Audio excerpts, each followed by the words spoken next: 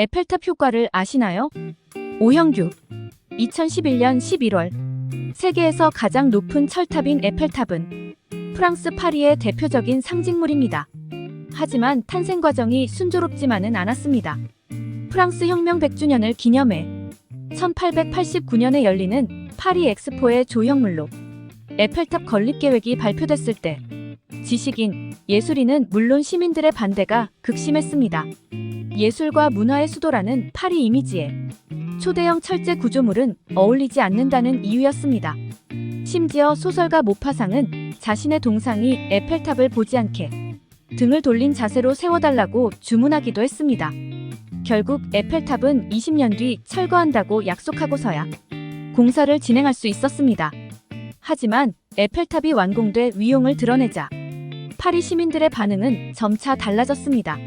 마침내 에펠탑을 칭송하기에 이르렀고 오늘날엔 전 세계 관광객이 첫 손가락에 꼽는 파리의 명소가 됐습니다. 어떻게 정반대 반응이 나왔을까요?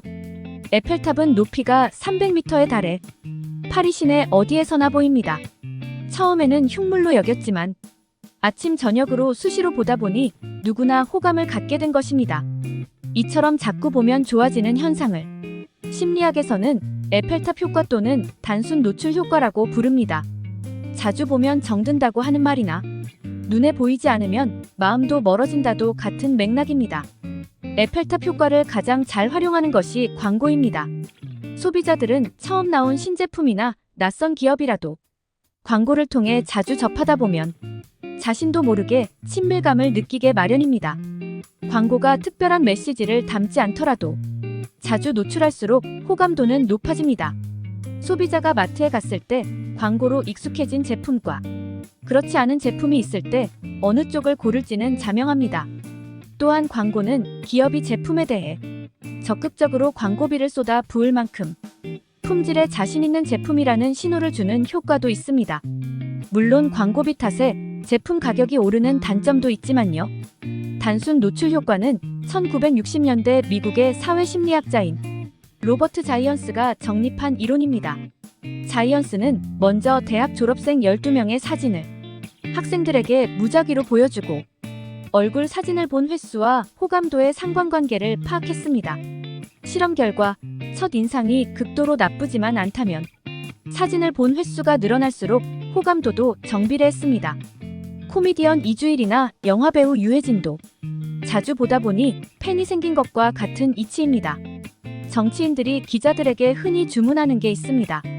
좋은 기사든 나쁜 기사든 신문 기사에는 자기 이름을 꼭 넣고 TV 뉴스에서도 자기 이름을 반드시 불러달라는 것입니다. 좋은 기사는 좋은 대로, 나쁜 기사는 나쁜 대로 유권자들에게 이름을 각인시키는 효과가 있다고 합니다.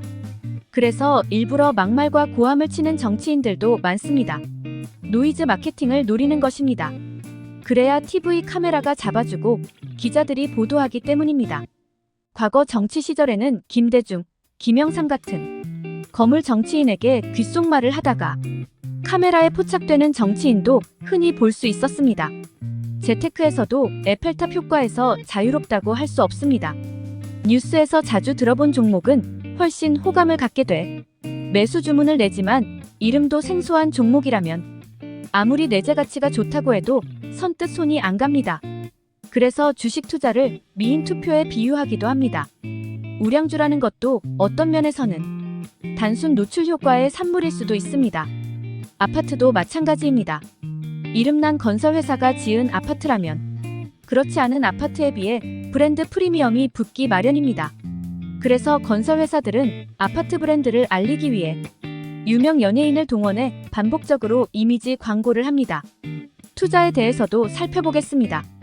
글로벌 재정위기와 미국 신용등급 강등으로 증시가 큰 충격을 받은 지난 3분기 국내 주식형 펀드 348개가 예외 없이 원금 손실을 입었습니다.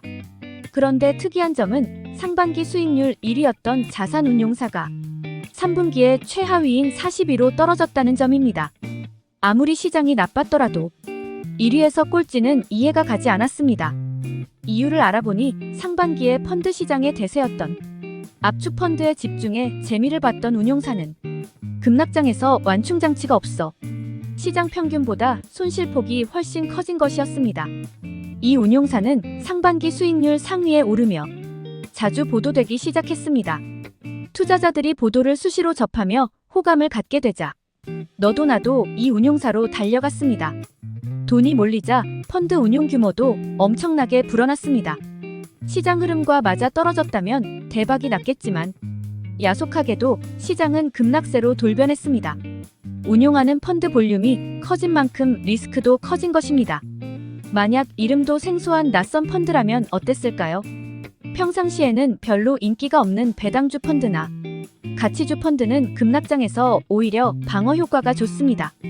펀드 덩치도 작으니 시장 변화에 대응하기도 쉬웠을 것입니다. 그런 펀드가 3분기 수익률 상위권으로 치솟았습니다. 이런 걸 보면 재테크야말로 새옹지마가 가장 잘 들어맞는 곳이 아닐까 싶습니다. 이상 에펠탑 효과에 대해 알아보았습니다. 이번 영상도 유익하셨다면 구독, 좋아요, 알림 설정 부탁드리겠습니다. 오늘도 오전에는 건강을, 오후에는 부를 얻는 하루 보내세요. 감사합니다.